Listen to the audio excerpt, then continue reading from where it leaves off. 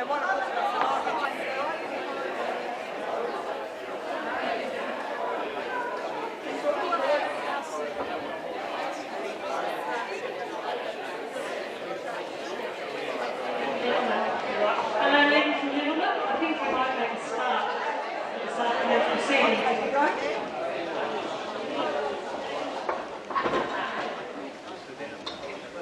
much. There are plenty of seats up here if anyone wants to sit down, or we can get some more if they want to. Thank you all for coming. It's wonderful to see so many people. It's quite a surprise, isn't it? Wonderful. We have a few speakers in the afternoon. The first person that I would like to ask to come up here is John Metcalfe. John is, as you know, been a councillor for representing Tottenham on the Lachlan Shire for many, many years. In September, he was elected as Mayor of Lachlan Shire, which is a fair feather in his cap. Because to live in Tottenham and be Mayor of Lachlan Shire is quite an achievement.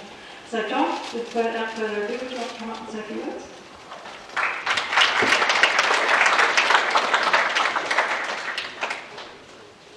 That's a nice introduction. I'll get some of them in the council chambers to do the same thing. There we go. But anyway, welcome everybody to the centre of New South Wales, Tottenham, and to a very special occasion. It's not very often we have a book launch in Tottenham. It's not the first book, but a book of this calibre is certainly a great thing.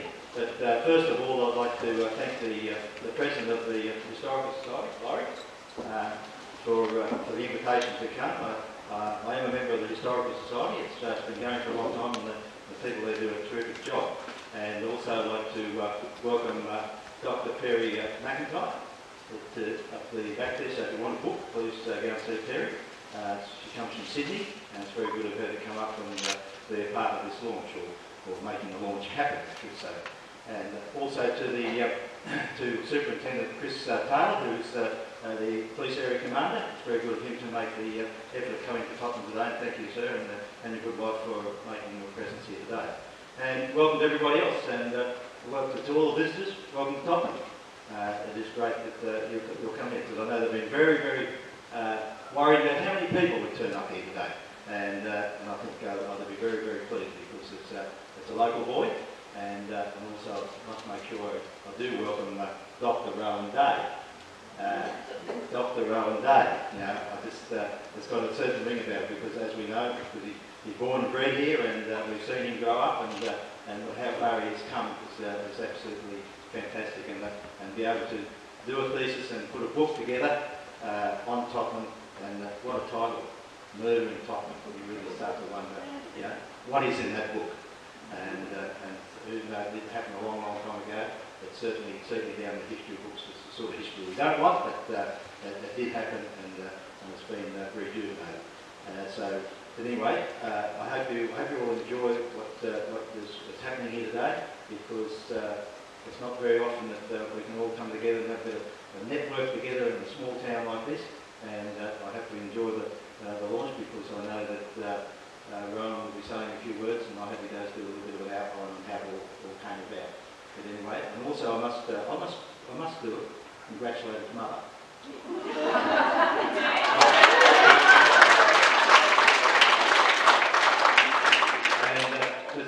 We did have a little bit of lunch here, and we did a celebration with champagne, and we introduced Rowan, and before we did the 3 cheers, Jenny jumped up and said, "I'm the mother," which is absolutely fantastic, and she is very, very proud of that.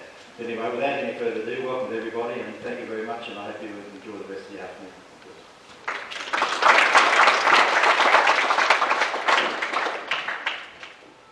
Thanks very much, John.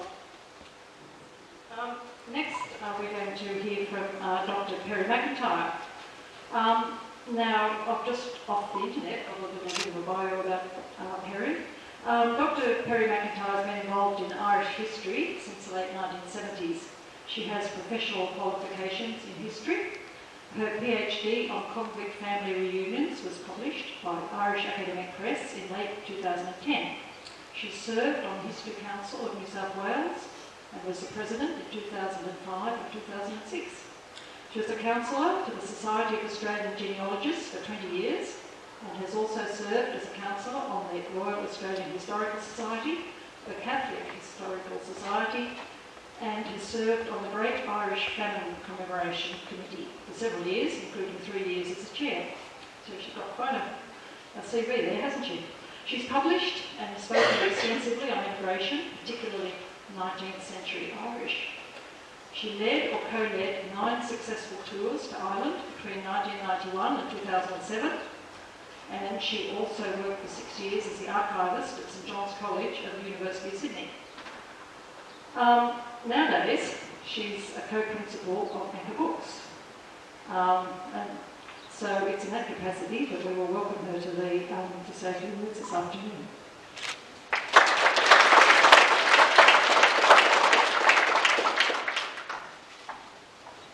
Thanks very much, Pat. I won't speak as long as my introduction. What that does show you, though, is that that's something I'm very passionate about. And I started off as a high school science teacher and decided I really wasn't set out to be told where to go in the classroom, being a shy little thing that I was in those days. So I got into genealogy and into history. And the connection that Rowan and I have is that his PhD supervisor and mine at Western Sydney University, as it's become in the last little bit, University of Western Sydney, was the same lady, Carol Weston, Dr. Carol Weston. And Carol has been a great enthusiast to any of us starting out into professional history and writing. She quite calmly guides us in the right direction, as I'm sure you'll agree, Rowan. But my personal connection, not quite to Tottenham, but to the district, is that my mother was born in Parkes, and her maiden name was Catherine Perry, which is how I get my rather strange Christian name, Perry, Catherine being my second name. But her mother was a McGlynn at McGlynn & Co. store, and it's sad to see those big stores these days kind of disappear. It's still there, but it's now a discount store, and was Target last time I was in Park. So, although I'm born and bred in Sydney, the country very much runs in my veins, and I spend quite a lot of time in Cowra. The connection then, of course, with the mayor is that my great friend Ruth Fagan is also a local councillor there, and said wonderful things about Councillor Midcote, which I won't embarrass him. Finally, it's extremely nice to see 2 very brave constables here, given what happened to constables in this town in 1916. And a final connection was this morning I went up to Park Cemetery just to make sure that I had photographs of my ancestors so that my daughters-in-law would be happy that I'm pulling together the family history. And there, 4 graves away, is Constable Duncan. So they're lying in the same soil. He's lying there in the same soil as my ancestors. So that's the story. Liz Rushen and I decided to put together Anchor Books Australia when people like Rowan had written such fantastic stories, but because we're not the famous Tom Keneally's or Babette Smiths of the world, the big presses wouldn't publish it. So we decided to be brave and publish some really good history.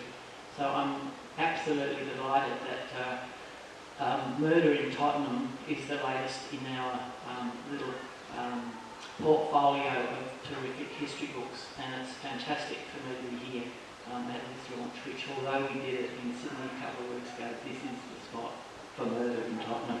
Thanks.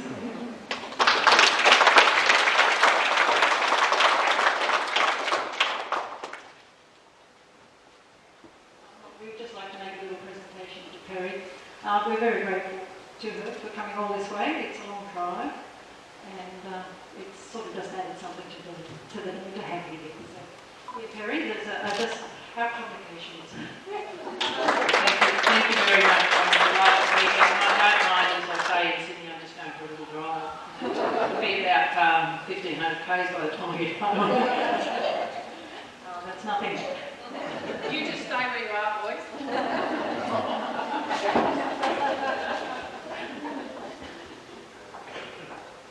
Right, well, every book launch needs a launcher. Now today our launcher, I guess Rowan you would say is our launchee, Our launcher is Di Chase. Now, most of you know Di, but just in case you don't, I'll give you a little bio on her. Di came to Tottenham as a young teacher in the 1960s, and like many young teachers, and the nurses, she never left. And we all know why. She's been a very active Tottenham community member over the years, but in 2001, she was instrumental in establishing Tottenham Historical Society and in forging the links with the wider historical community. She served as secretary for the Society's inception until 2004, but more importantly, Di has been, and this is really true, our mover and shaker. She's our ideas person and she's also our workhorse.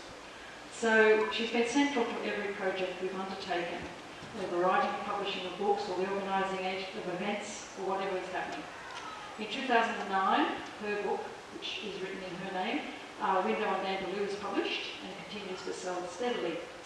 So today I'd like to think that I do think that she's a very, I think it's a great idea that Rowan asked her to do this launch because she is our local historian, I guess, and she's there out there in print like he is. So Di, I'd ask you to come and launch Murder in Tottenham.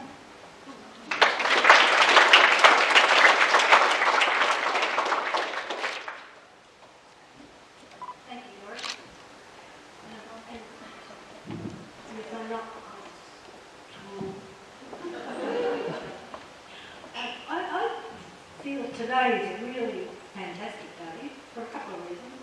First of all, we can find out a little bit about our history, our early history in Tottenham. Because when we first formed the Historic Society, we didn't even know what year the town was proclaimed a village.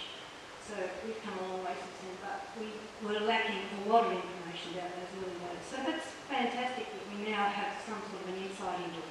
And the other reason why this is such a great day is we can celebrate Rowan's achievements. Wow, what a man.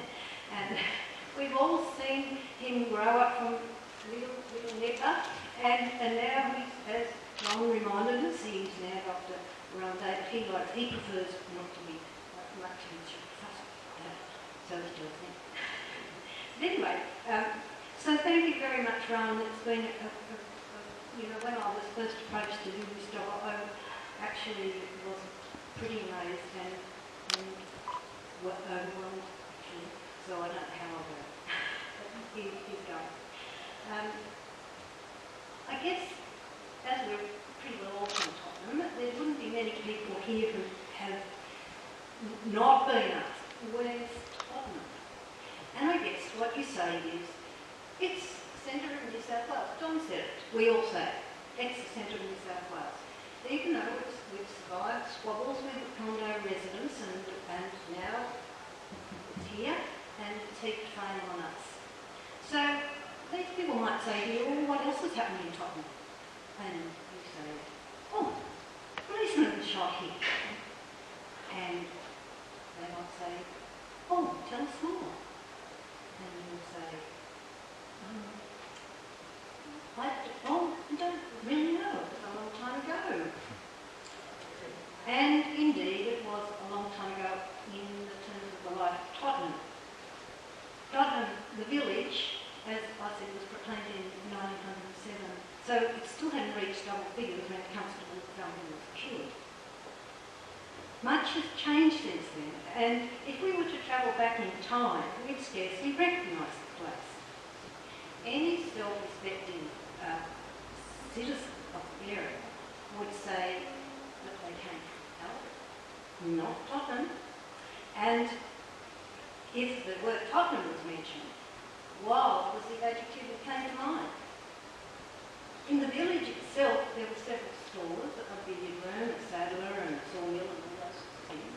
The streets were muddy, or at least they were muddy on the night of the murder. The Miners' Arms Hotel was a rowdy place, and it was under strict surveillance from the Dandaloo police until a constable was appointed specifically to the village. The electoral roll goes a long way to explain why this was so. It recorded 75% of electors were male, many of whom were unskilled in itinerant struggling to exist. There were probably many more of their ilk who were not registered on the roll because The mines were very busy in those days because the demand for copper had increased due to the First World War. There were many that worked as labourers at Woodland's experimental wheat farm, and in addition to those, there were people working as natives building the railway, which was by this stage just about completely getting open. So not much had changed in working conditions since the depression of the 1890s. Pastoralists were under financial pressure that was exacerbated by severe drought and the rise of the rabbit population. And so they sought to reduce their costs by reducing wages. The working class fought back, resulting in the rise of the labour movement and the unions. This was especially taking place in Queensland, as you remember the shearers' strike. This hostility was not confined to rural labourers, but labourers in general across Australia and the globe. Militants, unionists, anarchists and socialists met in Chicago in 1905. Workers from across all industries united to form the International Workers of the World, IWW. The organisation morphed into two strands a couple of years later, one favouring the use of both political and industrial action, the other, the Wobblies, favoured direct action and were labelled syndicalists. Syndicalism refers to a system of economic organisation in which industries are owned and managed by labour unions, replacing capitalism. Countries beyond the US embraced the IWW, in particular Canada, Britain, South Africa, New Zealand and Australia. Rowan in his book includes some quotes from the Wobblies to give you an understanding of some of their philosophies. The working class and the employing class, they say, have nothing in common. There can be no peace so long as hunger and want are found among millions of working men, people, and few who make up the employing class have all the good things of life. They ask for sabotage or slavery, which, and they answer themselves, we are desperate men. And with time our desperation grows and no one knows what will happen if the powers that be do not relax. How could the village of Tottenham come to be part of this an international organisation, the Wobbly? How were events in Tottenham linked to these events further afield in Sydney and beyond? Why was the IWW movement so popular here? These are fascinating questions, and at last, thanks to Rowan, we have the answers. But I'm not going to tell you them, you will read up to them. Suffice to say here that as the Wobblies became more militant in Minnesota and Sydney, the Wobblies in Tottenham followed suit. The Wobblies represented those who were socio-economically disadvantaged and consequently very vulnerable. Any influence they could exert was limited to their rhetoric and direct action, also known as sabotage. It was obvious why the wider community was less than sympathetic to their protests. The government of the day under Prime Minister Billy Hughes became more and more incensed by their actions, especially when the Wobblies so vehemently opposed voting for conscription in an upcoming plebiscite. Hughes authorised a heavy police crackdown on the organisation, and this was implemented with great fervour. But was justice seen to be done? In the courts, charges were supported by dubious evidence, and sentences were considered unduly excessive. In one instance, an antiquated, previously unused law in Australia was invoked to charge a group of 12 Wobblies in Sydney with the serious crime of treason felony. The police were seen as the enemy, so it was no surprise that Tottenham Wobblies targeted them. The irony for the Wobblies in Australia was that the murder of Constable Duncan set the scene for the demise of the organisation. Those who have ever looked on Trove at the National Library website and searched Tottenham and murder will find themselves flooded with news items in newspapers from all over Australia. the murder, the subsequent trial and the hanging all covered. They were described in detail with little accompanying analysis then or since. The heading often read, Tragedy in Tottenham. And I know Murder in Tottenham is a catchy title, but it could well have been Tragedy in Tottenham. On a personal level, this murder was a tragedy for George Duncan and his family.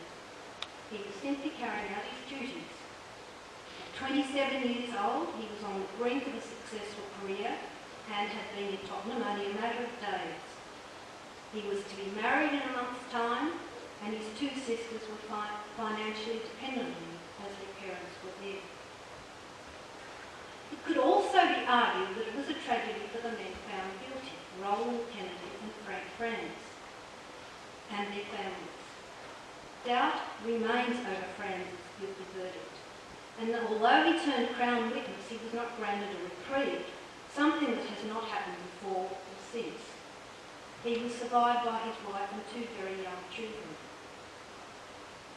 The Kennedy family also suffered. Father Michael Kennedy was seriously ill at the time and died 9 months later. But their mother, Jeanette, never recovered and died in 1918. It could also be said that the impressionable Rowan succumbed to his brother's propaganda by the young age of 15. On another level, while there are injustices in the world, there will be tragedies. Where there is a disparity in the distribution of wealth and power, it follows that there will be a directly proportional level of discontent and violence. We live with inequities on a daily basis and are often oblivious to them. We seem powerless and or unwilling to conquer them. This story serves to remind us that it's important to listen to and learn from the lessons of history. Can we rise to the challenge? For all of us who are interested in those turbulent early days of Tottenham, this book provides us with a great treasure chest of information. I found it to be an immensely satisfying read. It is painstakingly researched and eloquently and objectively written. It paints a vivid picture of the conditions here in the 1910s and highlights the way the robberies here and beyond were interlinked. The Tottenham Historical Society recognises this book as one of the best, if not the best resource in its collection. Now, when anybody asks us about the murder of a policeman in Tottenham, we can answer, have you got a spare half hour? On behalf of us all here today, our hearty congratulations to Rowan. It's a great achievement. Murder in Tottenham will prove to be an invaluable resource for all students of Australian history for many years to come. We wish you, Rowan, every success with this book, and we look forward to many more publications to come. We are so enormously proud of our local boy who has made the book. Thank you.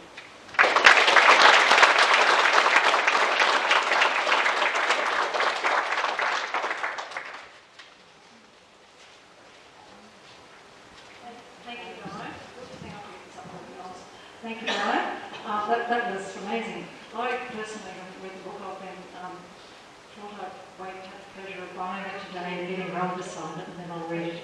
But I'm really looking forward to it. Now we come to the business end of things. Dr. Rowan Daly, it's his turn next. Now, when he was a baby, he was so cute. But it's a lovely thing to know that scholarship and cuteness can go together, isn't it? If they're not mutually exclusive, so that's great. I'm not surprised in a way about this book. I can remember an excursion I took a load of kids to somewhere. I don't remember what it was for or what it was, but Rowan was in the car. And they were pretty quiet going across to wherever we went. But you know how kids are when you come home and the car can be a riot. Well, Rowan told them a story. From the time we left to the time we got home, which was at least an hour and a half, maybe a little more, they were as quiet as mice, and he kept it going the whole time. But I think his genre was fantasy at that time, and it was definitely oral, not written, but, you know, the seeds were there, I think. Now, Rowan. Well, Rowan grew up here in Tottenham, so all like that, and he came to school in Tottenham here till year 10, then went to Hurlston Agricultural High School for his last 2 years at school. Next, he went off to Sydney West International College, and then on to the University of Western Sydney, where he obtained an arts degree with first-class honours, and that's quite an effort too, majoring in history and politics. From there, he continued to study at the University of Western Sydney, or Western Sydney University as it's now been called, gaining his PhD in 2013. Now, we say PhD very easily, but a PhD is not an easy thing to attain. I've read somewhere where it's akin to giving birth. Well, I don't know if that's quite right, but it involves a lot of very hard work. It involves reading all the existing literature on your topic, because a PhD is a piece of original research that nobody else has ever done. So you have to prove it's original by making sure that nobody else has done it. You have to then make your argument and draw your conclusions, and it takes a lot of time and effort to get that done. So I think that, you know, we should be very proud of him just for doing that. But on top of that, then he's gone and written what we hope might be a bestseller out of the results of his PhD. I think it's amazing. I just think it blows me away. It's great. Anyway, Rowan continues to work at Western Sydney University. And his particular, where have I got? I'm surprised I've got. That's all I've got, yes. So, sorry about that, I got carried away there. Anyway, so I think without more ado, I'll hand over to Rowan, and that will be the best way. Thanks very much, Luke. I won't take up too much of your time, but I do have quite a few people to thank nonetheless. Firstly, I would like to thank Guy. I do actually have something to give to Guy, just as a token of not only my appreciation, but everyone else's appreciation too.